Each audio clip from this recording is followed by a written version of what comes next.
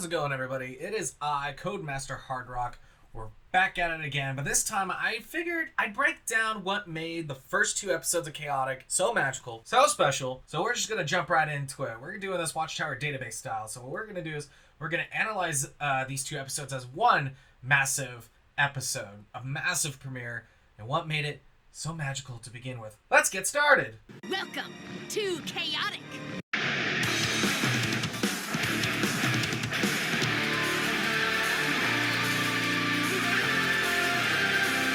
I need to discuss this situation with the Council of Codemasters. That would be the new most totally awesomest thing that has ever happened to me!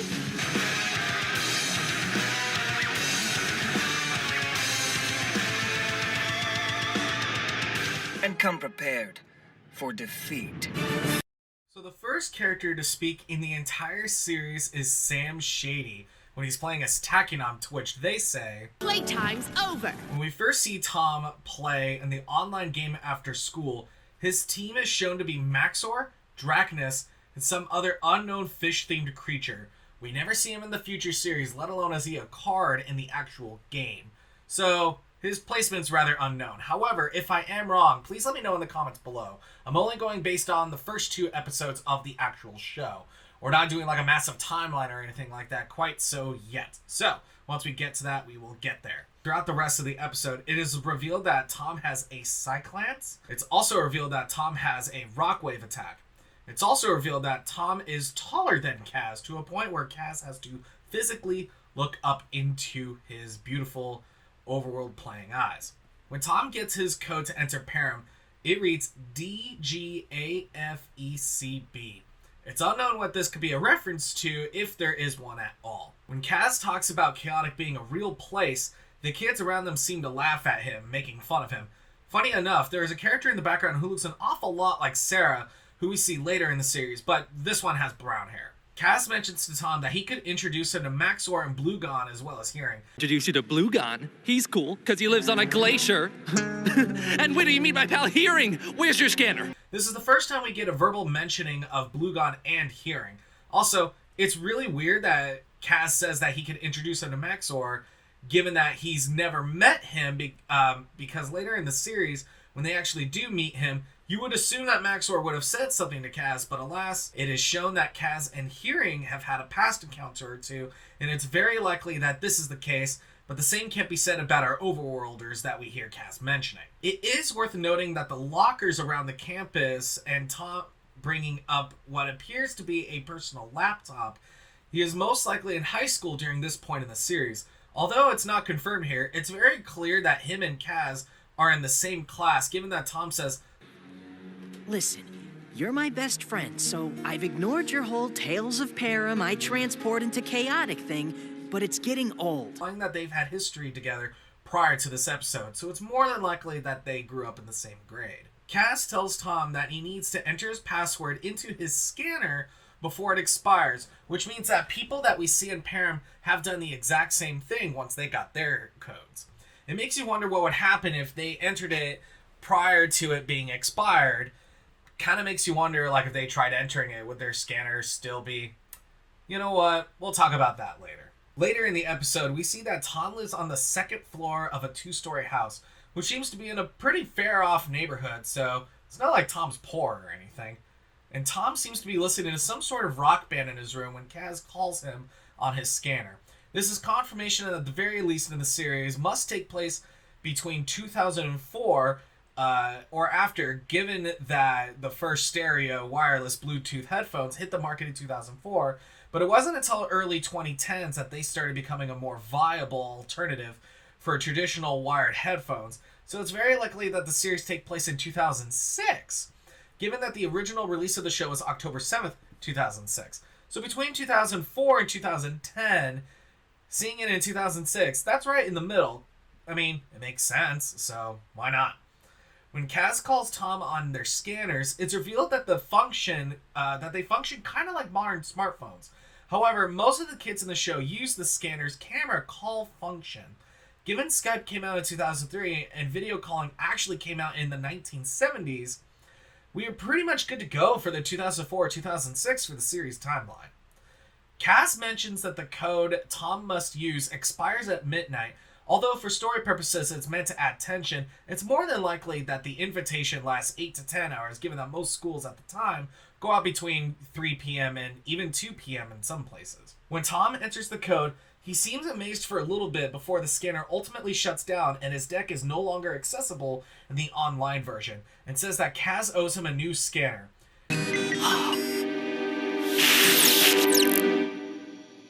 Crazy. What the? Great. Now it's broken. I can't access my deck. You're a wacko, Kaz. And you owe me a new scanner.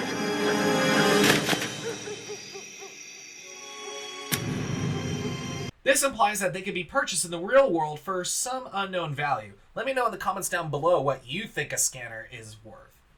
At least, in 2006. The first human we see Tom, when Tom gets to Chaotic, is actually Peyton. They're unknown background characters that we also see, but we do see Sarah carrying some sort of folder with something in it. It's never elaborated on, and I'm really, really curious to actually see what's in this folder.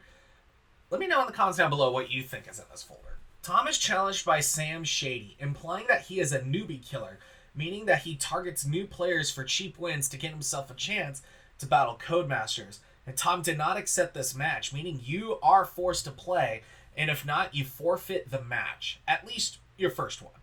It's unknown whether or not this goes towards your wins to a battle, to the Battledrome to battle a Codemaster or not. Hopefully Brian Gannon can answer this one for me. A little fast forward a little bit, we see a shot of Clay doing what he does best, being a real piece of we see a shot of all 7 Battledromes, including the Betadrome and a few other buildings we never get mentionings of. How fun. Now, the island where the players are in, as it is indeed confirmed by Brian Gannon to be accessible by creatures. However, there is some force protecting the players from allowing this to happen, suggesting that creatures have tried to get in and have succeeded in the past, requiring some sort of protection. When Tom first enters the Krellendrome, the AI addresses him as Tom Majors, codename Major Tom. This means when you put all your info, it spits out whatever your account says, so it begs the question, what if you change your name on the account, and what would change? Would it change with it? Who knows if you decide to change your name, that is. Tom spins a wheel which claims to have his deck, which then begs the question, if that's all the creatures in his collection, like the rest of the show would suggest, where did Draconus go? Draconus seems to have been swapped out for Drakdal in his deck, which then still begs the question, what happened to my boy Draconus? Draconus seems to have disappeared. We learn that Sam Shady's real name is Samuel Murakami. Samuel Murakami. Chaotic code name, Sam Shady. Please step forward. We also see that Tom has Blazer, Tanith Toborn, Tartarek, and Cross-Sectus in his deck. Something to consider is that throughout all these cards, Tom has either gotten digitally or physically. We learn that there must be physical cards that he owns because later in the series, he plays physically. With him first getting into Perim in this episode, it's very clearly he did not scan these creatures. He definitely entered them through his collection. Tom's original Max War card has 80 Courage, 90 Power, 80 Wisdom, 70 Speed, and 70 Energy. This seems odd given that Max War's minimum Courage is 90. However, it is worth noting that his Alpha card did have a minimum stat of 70 Courage. His Power would have been insane given that Max War has a maximum Power stat of 75 Power. His Wisdom is just 10 off from being Max Wisdom, and his Speed is 10 above the actual Max printed stat. However, again, his Alpha card claims that his Max Speed is 80. His Energy, again, is pretty insane, as it is 5 above the maximum. But again, this dang Alpha card has all the answers, apparently, given that the max energy on Alpha Maxor was 75. So, taking all this into consideration, Chaotic as a TCG came out October 24th, 2007, meaning that his stats were not finalized for the version we see now, implying that his Alpha version is to be utilized here. It's kind of wild how it took us over a year to get the finalized TCG available to market. Kind of wild if you think about it. Makes me wonder if we could find the alpha cards and give them a whirl in a future episode of Codemaster Chronicles, or even in a live battle. Let me know in the comments down below. How fun would it be to play against Brian Gannon with them alpha cards? Would be interesting. Another thing worth noting is that Alpha Maxor has 3 Mujik counters, and the show version also has 3 Mujik counters. The finalized version only has 2. So it seems that Maxor was very much touched on before the actual release of the game. It is revealed that Tom has a Liquidizer and an Aqua Shield in his deck. Tom mentions that he also has Fortissimo. It is never revealed by name which locations Tom puts in his deck. It's shown that he only puts 2 cards in there. If you're the attacker, the location comes from your deck, so you want to stack it to your advantage. I better pick overworld locations for Maxor. Lock your decks. Here goes nothing. The other ones that we will never there are other ones that we'll never see. However, in Tom's deck, we so far have seen Skeletal Springs, which debuts in Rise of the Oligar, the Storm Tunnel, which I almost mistook it for Rock River Canyon, but nevertheless, what appears to be the Queen's Gate, Hive Gallery, or even Boodle's Arsenal. I'm not so sure what this card is. If someone has any answers to it, I would love to have them. And Nadrin's Castle, in an artwork that we never see in the real game, which I believe is actually Lake Kenipo in this instance. And finally, Glacier Plains. Tachyon is revealed to have 2 Mujik counters. Seems like the team was working with the alpha cards because her official version only has 1. Looking at her alpha stats, she would have between 60 and 80 courage, 70 to 90 power, 35 to 55 wisdom, 95 to 115 speed, and 35 to 45 energy. All her base stats seem to be perfect for an Underworlder, but come on! 35 to 45 energy? Get the out of here with that nonsense. This is nuts. Tom mentions that after transforming into Maxor, he feels like he's wearing a giant mascot suit. I feel like I'm inside a giant mascot suit. How am I supposed to... Maxor in the show appears to have, I'm not going to try to pronounce this, the white part of your eyes. This. Whereas in his card, he has orange ones, implying that he suffers from jaundice, which occurs when oxygen-carrying components in your blood, called hemoglobin, break down into, I'm not going to try to pronounce that, and your body doesn't clear the, I'm not going to try to pronounce that. Not going to try to pronounce that. It's supposed to move from the liver to the bile ducts. You come to Codemaster Hard Rock to learn and play, people. Maxor claims that he is cold at Glacier Plains, which means that you can feel whatever the weather is at the time of scanning the locations. Since after scanning they're represented there naturally, which implies that the scan versions are what the weather and other conditions could have been like when battling. Okay, it finally happened. I lost my mind. Oh, it's cold. Which makes me wonder, what would the TCG version of that feel like? Would it just be the standard stuff that's been reported in the past? Who knows? Tom gets hit by some sort of fire attack, but doesn't seem to take damage until Tachyon hits him with a Torrent of Flame, which should do 10 damage as her alpha card does have fire, despite that her final printing suggests otherwise. Her alpha version even has earth attacks, which is an odd choice given that later Tachyon Shadow Knight, the retrained version of her, yeah, that one, has air. I wonder why they got rid of her fire abilities, because in her picture she also seems to be throwing a fireball, but oh well. Tom seems to dodge the Torrent of Flame attack, suggesting that you can dodge attacks like as if this was a real fight, unlike the card game where damage is automatically calculated and such and forcibly taken. Okay, this shot's fun. So Maxor is 9'4" and weighs 322 pounds. Jesus. When he dodges the Torrent of Flame, he falls for a good 8 seconds.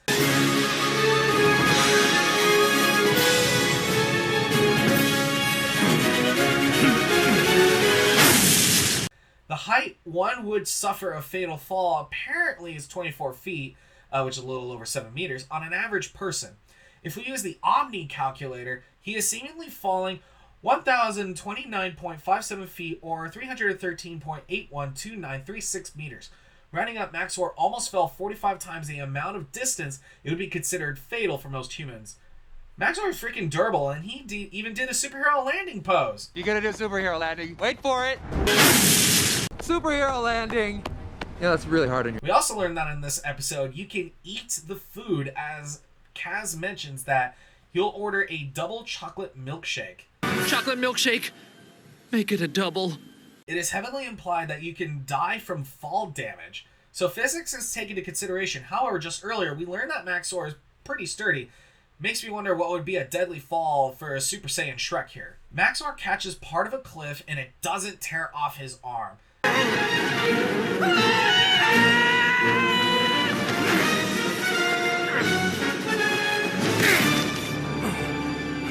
However, Tom makes note that when you play as a creature, you gain their memories and thought processes, and realizes that he caught on to what the fan base and myself speculates to be Ixik, who is a past Mepedian creature. And if that is true, well, this is our first appearance of a Mepedian creature in Perim.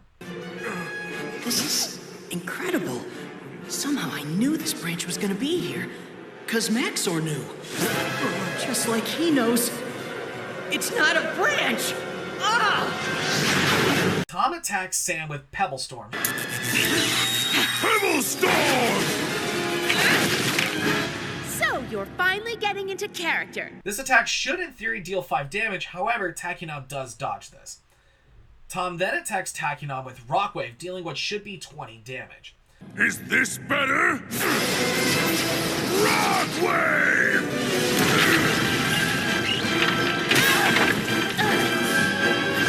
Best game ever. Tachyon should have anywhere between 15 to 25 energy by this point. Tachyon says, no one has survived my Torrent of Flame, despite Tom very much outrunning it not long ago, so, you know. So Tom uses Fortissimo to grow into the size of what War Beast.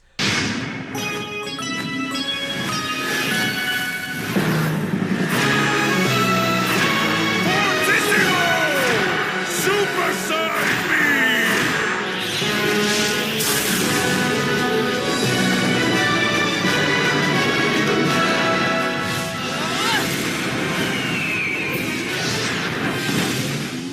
That tickles. Fortissimo gives you 5 in everything, and it's weirdly shown that at this point, Mudra does more than the effects, that we see in the card game. They seem to deal more with the abilities that we see in Perim. Maxor at this point should definitely have 85 courage, 95 power, 85 wisdom, 75 speed, and 75 energy, as Tom has not been shown to take any real damage. Let's be generous and say he has 70 energy. Why not? Tom defeats Tachyon by throwing her into a wall the size of a War Beast, meaning that we really see Torrent of Flame, Pebble Storm, and Rockwave officially. We do not technically see Flame Orb or other attacks like that, given that most creatures blurred out the attacks by name, so there you go. That was a pretty short battle when only 3 attacks were played. Kind of lame if you think about it. Game over, girl. Uh-oh. The mutant's wearing off already.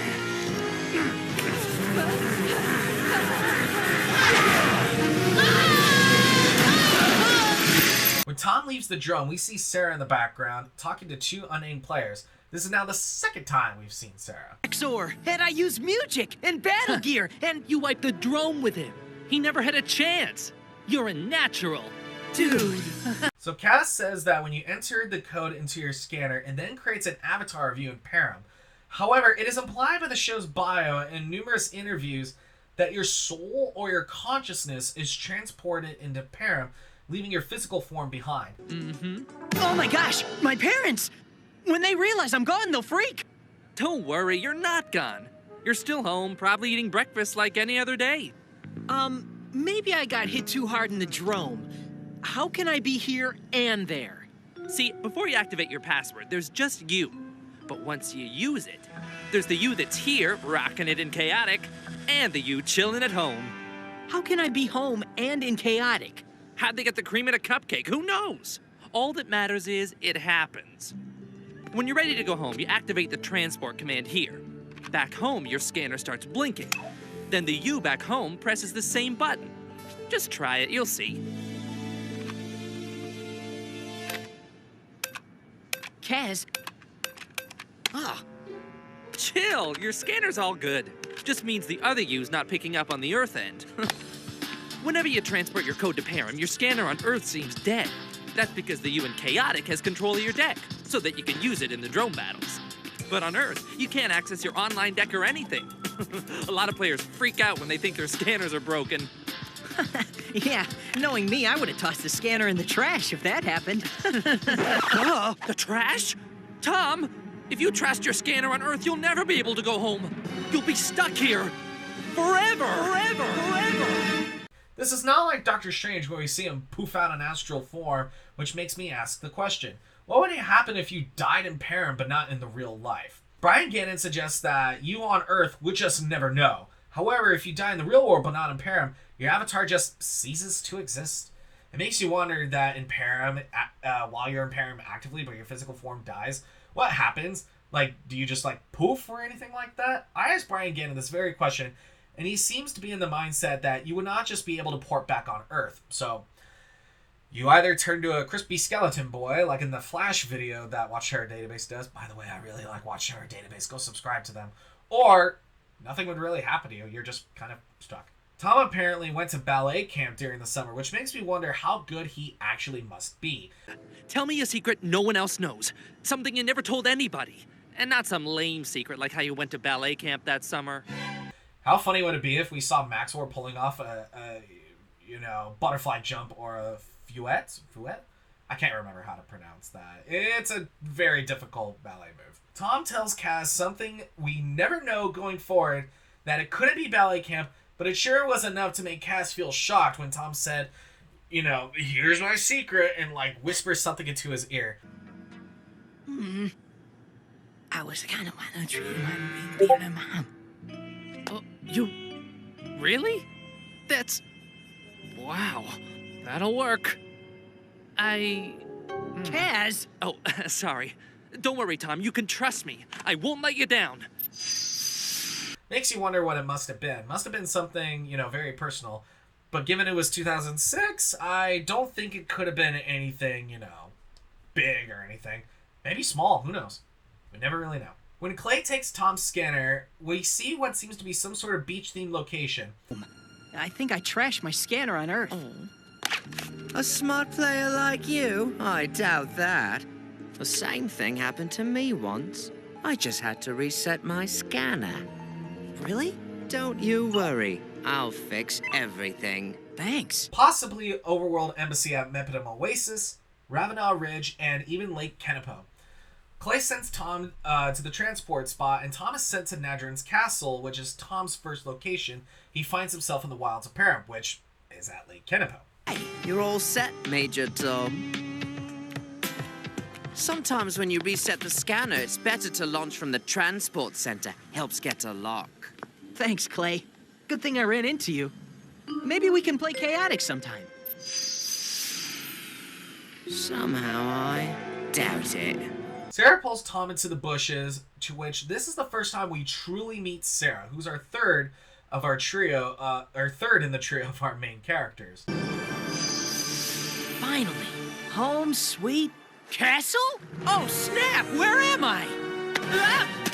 Zip it, loser! I've been out here tracking Mesmar all night. I've had 0 sleep, and I've got no patience for a scan hog.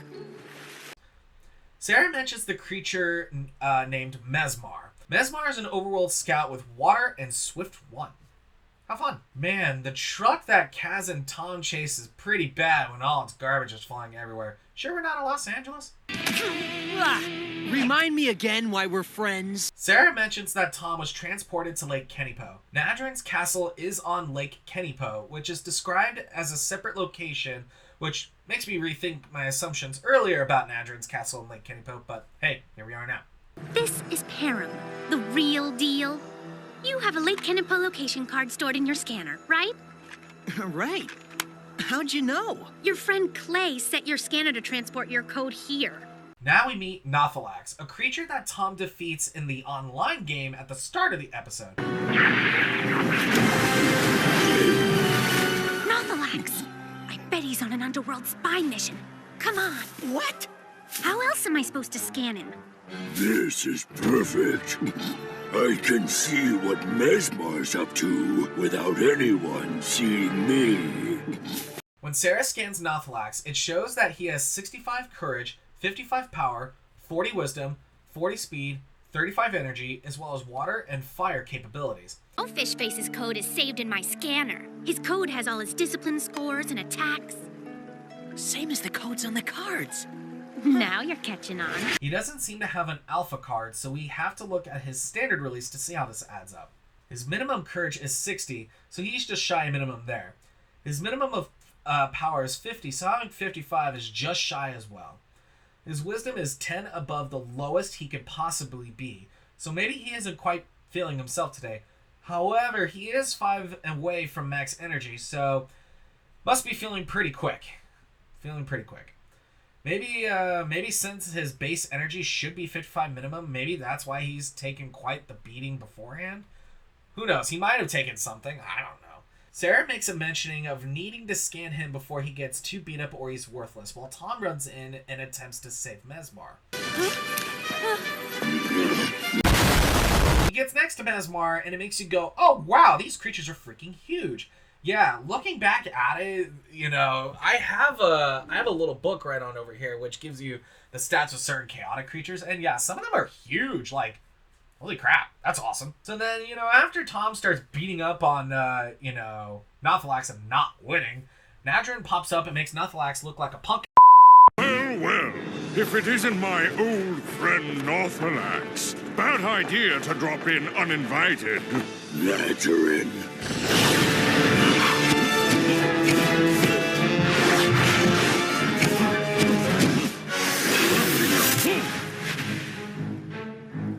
Is that all you've got? You won't escape my liquisphere. Nothalax claims to attack Nadrin with an attack called the Aquasphere, which is an attack yet to be released. Maybe somewhere in Fire and Stone or Storm and Sea we might see it. Who knows? I'm betting on Storm and Sea. Nadrin then proceeds to blast Nothalax like a cockroach on my wall away from the episode. Cass mentions that he found a Centrinium Hawk from StarQuest. Get out! You found my scanner? No, a Centrinium Hawk from StarQuest. I could clean it up and...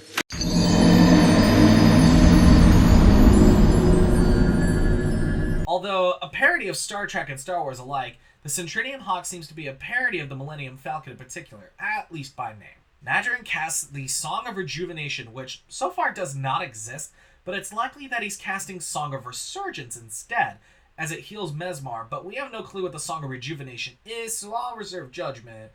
If you please. Yes, your musicness, sir, sire. Forget about me, Nadrin. Stop the spy.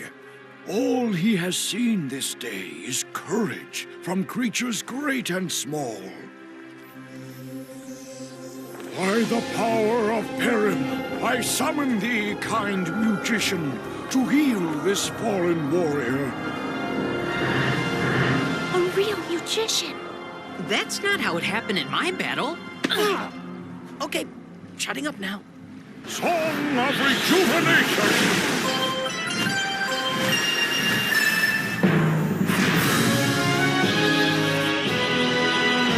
Heal Mesmar!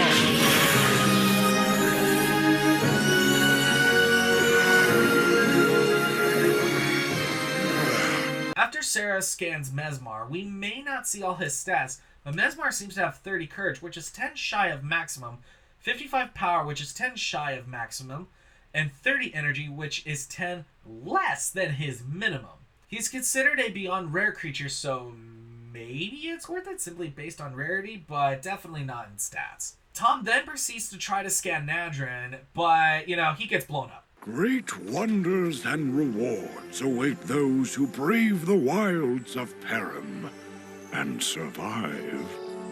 Oh, cool, so I can scan you. Nah, I'm just kidding. Nadrin just tells him, you know, you don't want to scam me, you know, that's not a good idea, bro, and, you know, poofs on out of the episode. Okay, not cool. You will have to earn that, young sir. This shit, I'm out. Back on Earth, when Tom throws the wondrous Centrinium Hawk to save his scanner and activates it, Tom is granted all the memories and experiences he had while chaotic and, you know, Chris Angel mind freaks himself. They then have themselves a good little laugh about that secret that never gets revealed. I'm sorry for all the stuff I said. And... I know. So, tell me more about that secret. No way. But I can tell you about what happened to me and Sarah in the overworld at Lake Kenipo with Nothalax and Nadgerin. You saw Nothalax? And Nadgerin? Did you scan them? What's a Sarah? Not what, Kaz. Who? And I'll only tell you on one condition. If you promise not to think I'm crazy. And so with that was the premiere of Chaotic. It was quite a lot to take in. You know, and I did a previous episode on who statistically won the most and was the best player. And I do have to thank you guys on addressing a few wrongs in that video. But Tom being the best is still showcased here. He had no knowledge on the Perim version of the how the game is played, and he crushed it. I mean, almost literally. He almost threw it in, but, you know, that's the wrong metaphor. Anyway, Tom is a natural, and there's no doubt there. I wanted to go over the premiere as a little deep look into the world of Chaotic, and, you know, maybe I will do episode breakdowns in the future. Who knows? We're looking to go full Watchtower database up in, you know, the world of Chaotic, so much love to James and his crew for inspiring me to take on this humongous challenge of doing a YouTube video like this one. There's a lot of editing and work that goes into this, so if you guys, you know, enjoyed this one or you want to see something else like this in the future, please like and subscribe. It's really the only way I could really determine whether or not this is all worth it. Me hitting over 1,500 subscribers is a massive deal, and I sincerely thank you guys. I feel like we should do something fun in the future. Maybe I will take my 3D printer and maybe I'll build some Chaotic cards, or maybe I will do a stream of some sort. I was asked before to do a video on how to do Chaotic proxies and stuff like that, so maybe I'll walk through it and do some more, you know, full art showcases, but that's enough of that. I'm tired. By the time I'm done recording this, it's, you know, it's just about 2 in the morning, so I gotta go pick up my baby. I'm tired. Good night, everybody. See you next time.